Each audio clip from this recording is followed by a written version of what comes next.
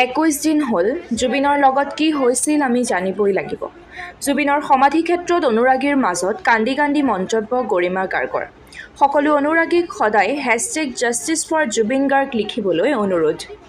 আজিলৈকে আমি নাজানো কি ঘটনা ঘটি গ'ল, কিন্তু আপোনালোকে সকলোৱে লিখিব। আপোনালোকৰ ছ'চিয়েল মিডিয়া আছে, এখন যুদ্ধৰ আমাৰ সকলোৰে এখন হাতত প্লেটফৰ্ম আছে। সকলোৱে প্ৰাৰ্থনা কৰাৰ লগতে আপোনালোকে জাষ্টিছ বিচাৰিব লাগিব। ন্যায়ৰ কাৰণে আমি খুব ধৈৰ্যৰে আমি অপেক্ষা কৰি আছোঁ, কিন্তু সেই ন্যায় আমি পাব লাগিব। সেইকাৰণে সেই যুঁজখনত আমি সদায় ব্ৰতী হৈ থাকিব লাগিব। আপোনালোকক প্ৰাৰ্থনা জনাইছোঁ, #জাষ্টিছ ফৰ জুবিন গাৰ্গ সদায় লিখিব। আপোনালোকে সদায় লিখিব, সদায় দাবী কৰিব, সদায় অনুৰোধ কৰিব, সদায় প্ৰাৰ্থনা কৰিব। কিন্তু আমি কোনো অশান্তি বিচৰা নাই।